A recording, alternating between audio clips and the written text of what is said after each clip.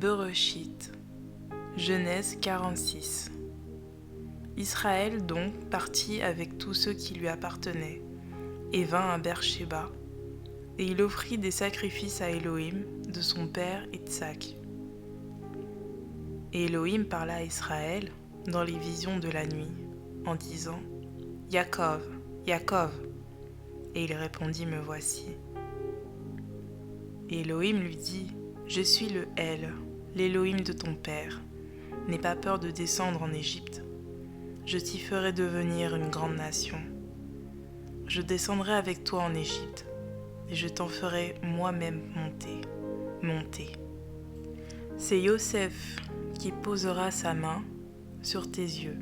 Ainsi Yaakov partit de Beer-Shéba, et les enfants d'Israël mirent Yaakov, leur père, leurs petits-enfants, leurs femmes, sur les chariots que Pharaon avait envoyés pour les porter. Ils emmenèrent aussi leur bétail et leurs biens qu'ils avaient acquis dans le pays de Canaan. Yaakov et toute sa famille avec lui vinrent en Égypte. Il amena donc avec lui en Égypte ses fils et les fils de ses fils, ses filles et les filles de ses fils, et toute sa famille. Voici les noms des fils d'Israël qui vinrent en Égypte. Yaakov et ses fils. Le premier-né de Yaakov fut Réuben. Et les fils de Réuben, Enoch, Palou, Étron et Carmi. Et les fils de Shimon, Yemuel, Yamin, Ohad, Akin, Tessochar et Shaoul, fils d'une Cananéenne. Et les fils de Lévi, Gershon, Kehat et Merari. Et les fils de Yehuda, Onan, Shéla, Peré et Zérach. Mais et Onan moururent au pays de Canaan. Les fils de Peré furent Esron et Hamoul. Et les fils de Itsakar, Tola, Pouva, Yob et Shimron. Et les fils de Zéboulon, Zéred, Élon et Yaël. Ce sont là les fils de Léa qu'elle enfanta à Yaakov, à Pandaaram, avec Dina sa fille. Ses fils et ses filles formèrent en tout 33 personnes. Et les fils de Gad, Tessifion, Agi, Souni, Esbon, Éri, Arodi et Arééli. Et les fils d'Acher, Yimna, Yeshva, Yeshvi, Béria et Sérach, leur sœur. Les fils de Béria, Héber et Malkiel. Ce sont là les fils de Zilpa, que Laban donna à Léa, sa fille. Elle les enfanta à Yaakov 16 personnes en tout. Les fils de Rachel, femme de Yaakov, furent Yosef et Benyamin. Et il naquit à Yosef dans le pays d'Égypte, Ménassé et Éphraïm. Kashna, fille de Potiphar, prêtre d'On, lui enfanta. Et les fils de Benyamin étaient Béla, Béker, Ashbel, Géra, Naaman, Ehi, Rosh, Moupi, Youpim et Ard. Ce sont là les fils de Rachel qu'elle enfanta à Yaakov, en tout 14 personnes. Et les fils de Dan, Ushim, et les fils de Nephtali, Yatsel, Gouni, Yetzer et Shimlem. Ce sont là les fils de Bilha, que Laban donna à Rachel, sa fille. Et elle les enfanta à Yaakov, en tout 7 personnes. Toutes les personnes appartenant à Yaakov, qui vinrent en Égypte et qui étaient issues de lui, sans les femmes des fils de Yaakov, furent en tout 66. Et les fils de Yosef, qui lui étaient nés en Égypte, furent 2 personnes. Toutes les personnes de la maison de Yaakov, qui vinrent en Égypte, furent 70. Yaakov envoya Yehuda devant lui vers Yosef, pour le faire venir devant lui en Gossan.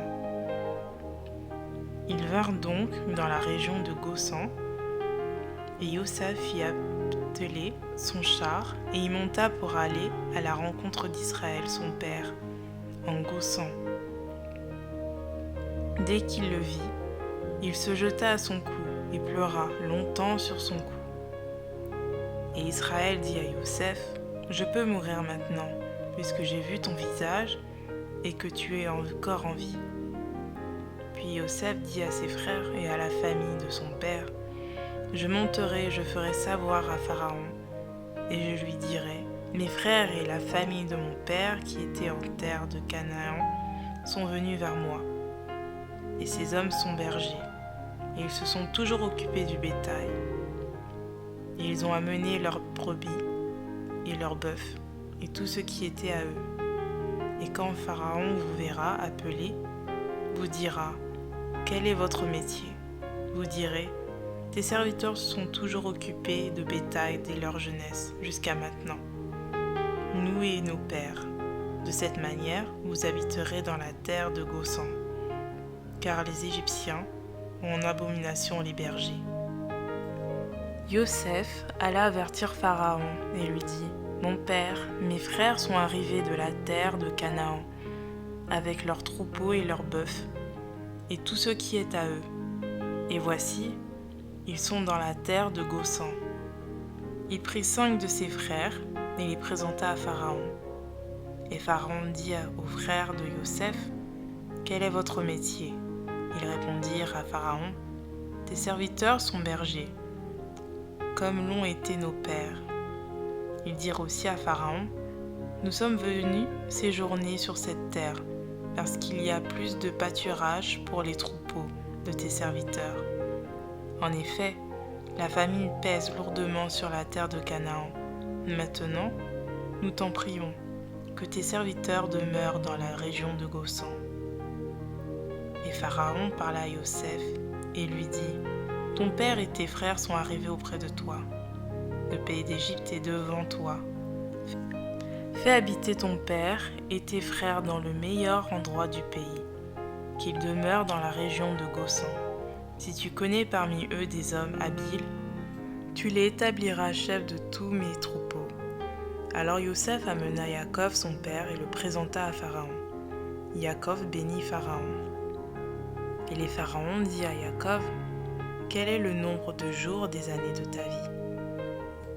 Yaakov répondit à Pharaon, « Les jours des années de mes pèlerinages sont de 130 ans.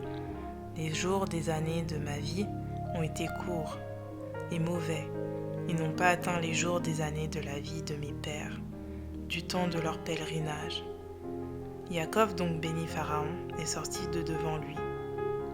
Et Yosef assigna une demeure à son père et à ses frères, et leur donna une possession au pays d'Égypte, au meilleur endroit du pays, en la contrée de Ramsès, comme Pharaon l'avait ordonné. Et Yosef fournit du pain à son père et à ses frères, et à toute la maison de son père, selon le nombre de leur famille. Or il n'y avait pas de pain sur toute la terre, car la famine était très grande. Le pays d'Égypte et le pays de Canaan étaient épuisés par la famine. Et Yosef recueillit tout l'argent qui se trouvait dans le pays d'Égypte et dans le pays de Canaan, contre le blé qu'on achetait. Et il apporta l'argent à la maison de Pharaon. Quand l'argent du pays d'Égypte et du pays de Canaan fut épuisé, tous les Égyptiens vinrent à Yosef en disant, « Donne-nous du pain. Faut-il que nous mourions devant toi parce que l'argent manque ?» Yosef répondit, « Donnez votre bétail, et je vous en donnerai pour votre bétail, puisque l'argent manque. » Alors ils amenèrent à Yosef leur bétail, et Yosef leur donna du pain contre les chevaux, contre les troupeaux de brebis, contre les troupeaux de bœufs, et contre les ânes. Ainsi, il leur fournit du pain contre leurs troupeaux, cette année-là. Lorsque cette année fut écoulée, ils revinrent à Yosef l'année suivante et lui dirent, « Nous ne cacherons pas à mon Seigneur que l'argent est épuisé, et les troupeaux de bétail ont été amenés à mon Seigneur. » il ne nous reste plus rien devant mon Seigneur, que nos corps et nos terres. Pourquoi mourrions-nous sous tes yeux? Achète-nous avec nos terres contre du pain, et nous serons esclaves de Pharaon, et nos terres seront à lui. Donne-nous aussi de quoi semer, afin que nous vivions et que nous mourions pas, et que nos terres ne soient pas désolées. Ainsi Yosef acheta toutes les terres de l'Égypte pour Pharaon. En effet, les Égyptiens vendirent chacun son champ parce que la famine les pressait, et le pays devint la propriété de Pharaon. Et il les fit passer le peuple dans les villes, d'un bout à l'autre des frontières de l'Égypte. Seulement, il n'acheta pas les terres des prêtres, parce qu'il y avait une loi de Pharaon en faveur des prêtres, qui vivaient du revenu que leur assurait Pharaon. C'est pourquoi ils ne vendirent pas leurs terres. Et Yosef dit au peuple, « Voici, je vous ai acheté aujourd'hui, vous et vos terres pour Pharaon. Voilà la semence pour ensemencer la terre. Et quand le temps de la récolte viendra, vous donnerez la 5e partie à Pharaon, et les 4 autres seront à vous, pour ensemencer les champs, et pour votre nourriture, pour celle de ceux qui sont dans vos maisons, et pour la nourriture de vos petits-enfants. » Et ils dirent, « Tu nous sauves la vie, que nous trouvions grâce aux yeux de mon Seigneur, et nous serons esclaves de Pharaon. » Et Yosef vit cela, une loi qui a subsisté jusqu'à ce jour, et d'après laquelle un 5e du revenu des terres de l'Égypte appartient à Pharaon. Il n'y a que les terres des prêtres qui ne soient pas à Pharaon. Israël habita dans le pays d'Égypte, dans la région de Goshen. Ils eurent des possessions, ils portèrent du fruit, ils multiplièrent beaucoup. Jacob vécut 17 ans dans le pays d'Égypte. Les jours des années de la vie de Jacob furent de 147 ans. Et quand le jour de la mort d'Israël approcha, il appela Yosef, son fils, et lui dit, « Je te prie si j'ai trouvé grâce à tes yeux, mets présentement ta main sous ma cuisse, et jure-moi que tu useras envers moi de bonté et de fidélité. Je te prie, ne m'enterre pas en Égypte. Quand je serai couché avec mes pères, tu me transporteras hors de l'Égypte et m'enterreras dans leur sépulcre. » Et il répondit, « Je le ferai selon ta parole. » Et Jacob lui dit, « Jure-le-moi. » Et il le lui jura. Et Israël se prosterna sur le chevet du lit. Bereshit, Genèse 48. Or il arriva après ces choses que l'on vint dire à Yosef, « Voici ton père est malade. » Et il prit avec lui ses 2 fils, Menassé et Éphraïm. On avertit Jacob et on lui dit, « Voici Yosef ton fils qui vint vers toi. » Alors Israël rassembla ses forces et s'assit sur son lit. Puis Jacob dit à Yosef, « El Shaddai m'est apparu à Luz, au pays de Canaan, et m'a béni. Et il m'a dit, « Voici je te ferai porter du fruit, et je te multiplierai, je te ferai devenir une assemblée de peuples, et je donnerai ce pays en possession perpétuelle à ta postérité après toi. Maintenant, tes 2 fils qui te seront nés au pays d'Égypte, avant mon arrivée vers toi, seront à moi. Éphraïm et Menassé seront à moi, comme Réhouben et Shimon. Mais les enfants que tu auras engendrés auprès d'eux seront à toi, et ils seront appelés selon le nom de leurs frères dans leur héritage. À mon retour de Pandan, Rachel mourut en route auprès de moi, dans le pays de Canaan, à quelque distance d'Éphrata. C'est là que je l'ai enterrée sur le chemin d'Éphrata, qui est à Bethléem. Puis Israël vit les fils de Yosef, et il dit, « Ceux-ci qui sont-ils » Et Yosef répondit à son père, « Ce sont mes fils qu'Élohim m'a donnés ici. » Et il dit, « Amène-les-moi, je te prie, afin que je les bénisse. » Or les yeux d'Israël étaient appesantis par la vieillesse, et il ne pouvait plus voir. Et il les fit approcher de lui, les embrassa et les prit dans ses bras. Et Israël dit à Yosef, « Je ne pensais pas revoir ton visage, et voici, Elohim m'a fait voir, et toi, et ta postérité. » Et Yosef les retira des genoux de son père, et se prosterna le visage contre terre.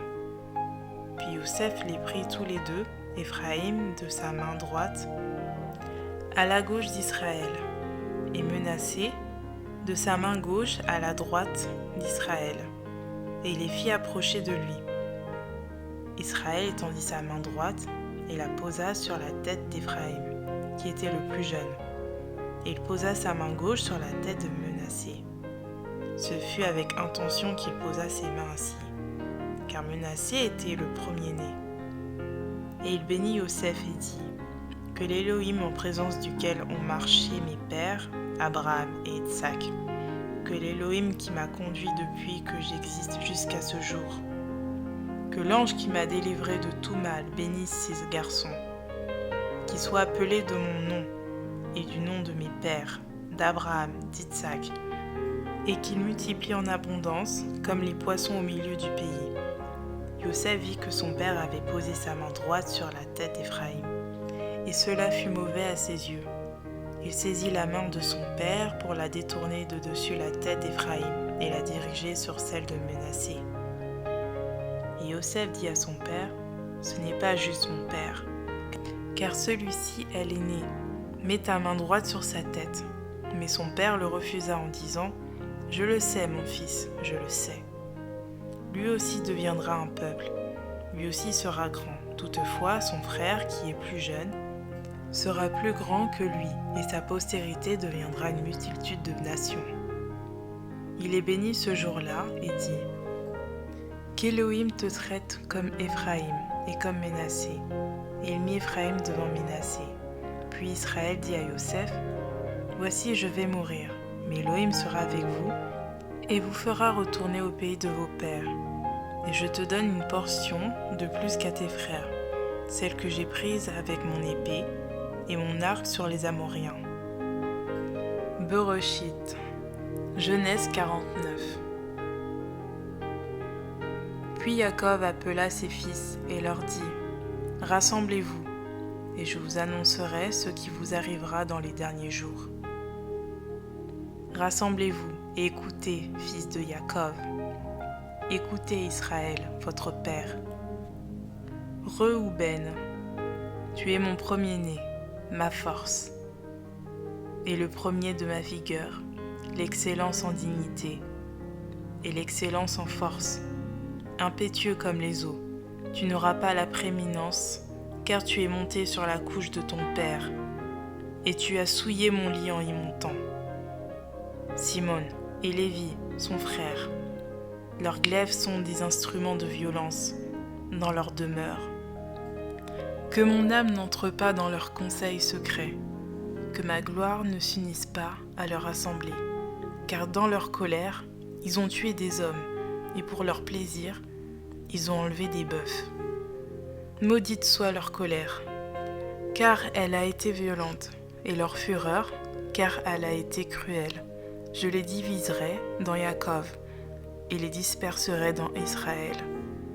Yehuda, quant à toi, tes frères te loueront, ta main sera sur la nuque de tes ennemis. Les fils de ton père se prosterneront devant toi. Yehuda est un jeune lion. Tu es revenu du carnage, mon fils. Il s'est agenouillé, il s'est couché comme un lion, comme une lionne, qui le fera lever. Le sceptre ne s'éloignera pas de Yehuda, ni le bâton de législateur d'entre ses pieds, jusqu'à ce que le Shilo vienne et que le peuple lui obéisse. Il attache à la vigne son âne, et au sceptre excellent le petit de son ânesse. Il lavera son vêtement dans le vin, et son vêtement dans le sang des raisins. Il a les yeux rouges de vin, et les dents blanches de lait. Zébulon habitera sur la côte des mers. Il sera un port des navires, et ses côtés s'étendront vers Sidon. Issachar est un âne robuste, couché entre les barres des étables. Il voit que le lieu où il repose est agréable et que la contrée est magnifique. Il courbe son épaule sous le fardeau. Il s'ajustit à un tribut. Dan jugera son peuple comme l'une des tribus d'Israël.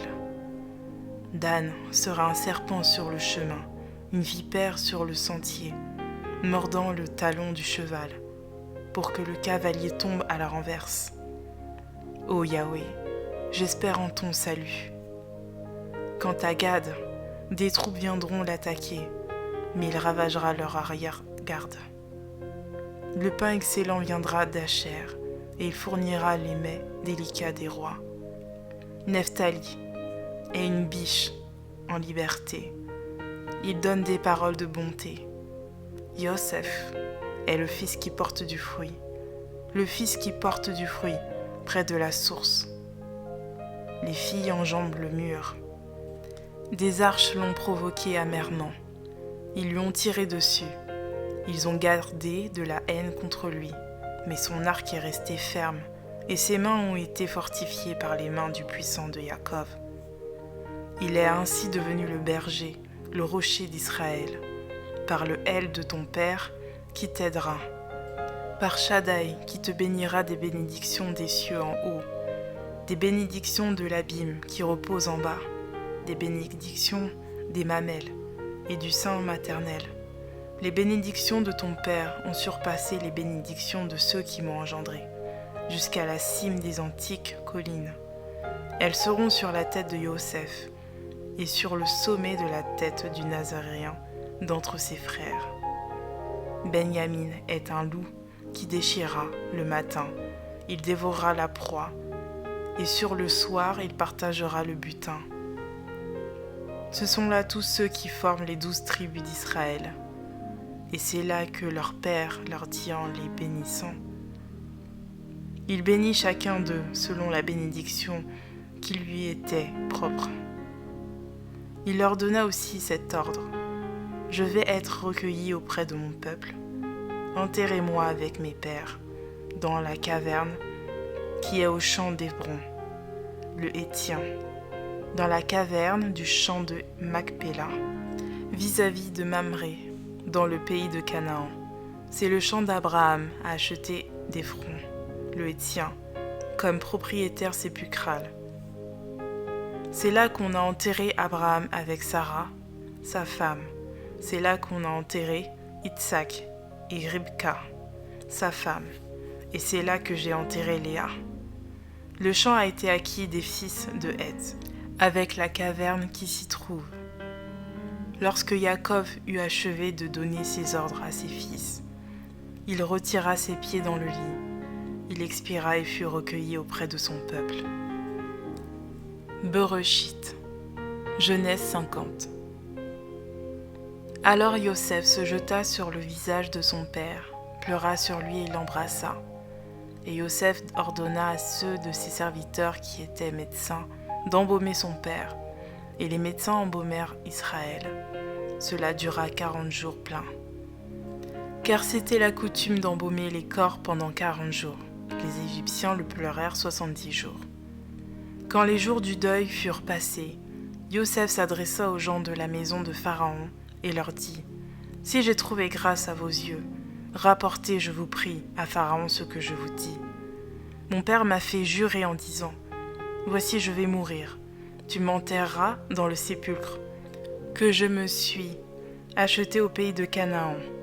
Je voudrais donc y monter pour enterrer mon père, et je reviendrai. » Et Pharaon répondit : « Monte et enterre ton père, comme il t'a fait jurer. » Alors Yosef monta pour enterrer son père, et les serviteurs de Pharaon, les anciens de la maison de Pharaon, et tous les anciens du pays d'Égypte montèrent avec lui. Et toute la maison de Yosef et ses frères, et la maison de son père y montèrent aussi, laissant seulement leur famille, et leurs troupeaux, et leurs bœufs dans la région de Gossan. Il y avait encore avec Yosef des chars et des cavaliers, en sorte que le champ était très nombreux. Arrivé à l'ère d'Addat, qui est au-delà du Yardan, ils firent entendre de grandes et profondes lamentations. Yosef fit en l'honneur de son père un deuil de 7 jours. Et les Cananéens, habitants du pays, voyant ce deuil dans l'ère d'Atad, dirent ce deuil est grand pour les Égyptiens. C'est pourquoi on a appelé du nom Abdel Mitzraïm, cet endroit qui est au-delà du Jordan. Les fils de Jacob firent à l'égard de son corps ce qu'il leur avait ordonné.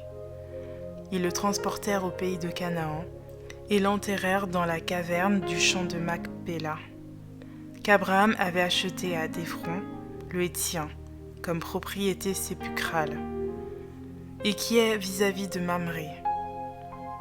Et après que Yosef eut enseveli son père, il retourna en Égypte avec ses frères. Et tous ceux qui étaient montés avec lui pour ensevelir son père. Et les frères de Yosef, voyant que leur père était mort, se dirent entre eux, peut-être Yosef nous haïra et nous rendra tout le mal que nous lui avons fait. Et ils firent dire à Yosef, ton père a donné cet ordre avant de mourir en disant, vous parlerez ainsi à Yosef, pardonne maintenant l'iniquité de tes frères et leurs péchés, car ils t'ont fait du mal, maintenant je te supplie, pardonne la transgression des serviteurs d'Élohim, de ton père. Et Yosef pleura quand on lui parla. Ses frères vinrent eux-mêmes se prosterner devant lui. Et ils dirent, nous sommes tes serviteurs. Et Yosef leur dit, n'ayez pas peur, car suis-je à la place d'Élohim? Le mal que vous comptiez me faire, Élohim comptait en faire une bonne chose, pour accomplir ce qui arrive aujourd'hui, pour faire vivre un peuple nombreux. Maintenant, soyez donc sans crainte. Je vous entretiendrai, vous et vos familles. Et il les consola en parlant à leur cœur. Yosef demeura donc en Égypte, lui et la maison de son père, et vécut 110 ans. Et Yosef vit les fils d'Éphraïm jusqu'à la 3e génération. Makir aussi, fils de Ménassé, eut des fils qui furent élevés sur les genoux de Yosef. Et Yosef dit à ses frères, je vais mourir, mais Élohim vous visitera, il vous visitera, et vous fera remonter de ce pays-ci, jusque dans le pays qu'il a juré de donner à Abraham, Isaac et à Jacob. Et Yosef fit jurer les enfants d'Israël, et leur dit, Élohim vous visitera, il vous visitera, et alors vous transporterez mes os d'ici. Puis Yosef mourut, âgé de 110 ans, on l'embauma et on le mit dans un cercueil en Égypte.